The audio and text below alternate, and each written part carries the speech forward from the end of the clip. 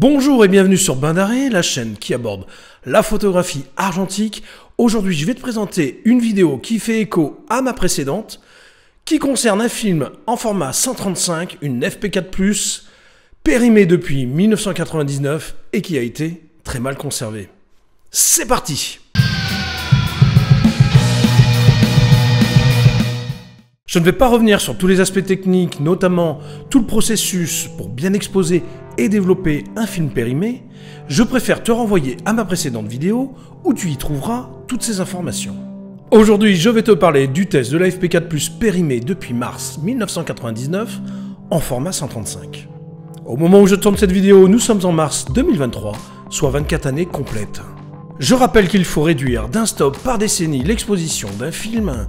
Je vais donc exposer ma pellicule de moins 2,4 stops. La FP4+, ayant une sensibilité nominale 225 ISO, j'ai décidé d'exposer ma pellicule à 20 ISO. J'ai réalisé ce test avec mon Pentax Spotmatic SP en lumière naturelle, mais également en studio au flash. Je n'ai pas noté sur le diaporama de test les couples ouverture-vitesse d'obturation comme à l'accoutumée, mais sache que pour les photos en studio, la vitesse synchro obligatoire sur le Pentax pour un flash électronique est de 1/60e de seconde. Donc toutes les images en studio ont été prises au 1/60e de seconde. Pour les vues en extérieur, j'ai exposé toutes les photos au 1/125e pour éviter les flous de bouger et l'utilisation d'un trépied. Il m'a fallu dans les deux cas ajuster uniquement l'ouverture de mon diaphragme pour avoir une exposition correcte. Ce boîtier est équipé d'un pose-mètre interne et le réglage de la sensibilité du film se fait par une molette manuellement. J'ai donc fait en sorte que le réglage soit sur 20 ISO. À ce sujet, as-tu déjà observé ta pellicule dans le détail et remarqué cette zone argentée et noire? Cette zone, c'est le code DX de ton film.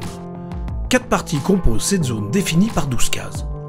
Les 2 premières cases, haute et basse, sont toujours métalliques et indiquent que le film est chargé. Elles permettent de comparer la résistance électrique des autres cases. Les 5 cases de la partie haute renseignent sur la sensibilité en ISO. 3 cases de la partie basse renseignent, elles, sur le nombre de vues de ton film. Et enfin, les 2 dernières cases permettent de connaître la tolérance d'exposition. Ce code est présent sur tous les films 35 mm et permet à la cellule photoélectrique, si tu es équipé d'un boîtier automatique, de définir la sensibilité de la pellicule à ta place. Si tu es équipé de ce type de boîtier automatique, réflexe ou compact, tu vas devoir forcer manuellement la valeur ISO que tu souhaites en débrayant la lecture automatique.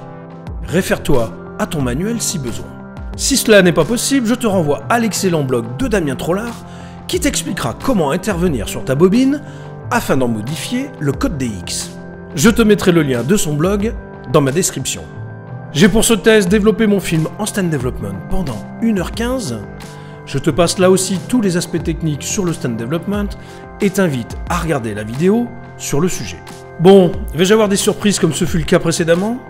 Eh bien je te laisse découvrir tout ça en images. C'est parti!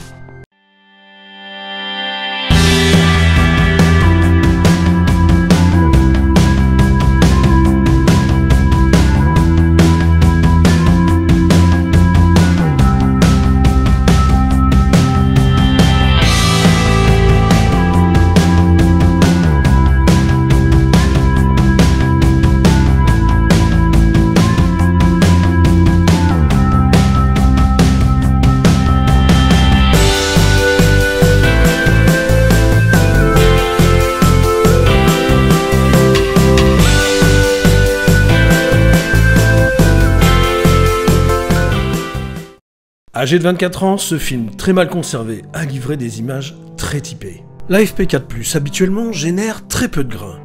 On constate qu'avec les années et le processus de dégradation du film, le grain apparaît d'une manière très subtile mais très présent. J'adore le rendu des images, que ce soit en studio ou en extérieur sur les plans rapprochés. Sur les clichés de paysage, les hautes lumières sont un peu surexposées, mais cela est dû principalement au développement lent. Pour conclure, je constate qu'un film en format 135, très mal conservé, peut malgré tout fournir une très belle qualité d'image. Bien sûr, il faut tenir compte de l'âge du film et de l'exposer correctement. Incontournable également le développement en stand dev pour obtenir un bon résultat. Enfin, pour espérer optimiser l'utilisation d'un film périmé, une bonne méthode de conservation est primordiale. Cette vidéo est maintenant terminée, j'espère qu'elle t'aura plu. Si c'est le cas, n'hésite pas à la liker. N'hésite pas non plus à me poser tes questions en commentaire, je me ferai un plaisir d'y répondre. Si tu n'es pas abonné, je t'invite à le faire. Je te dis à bientôt et d'ici là, porte-toi bien. Ciao!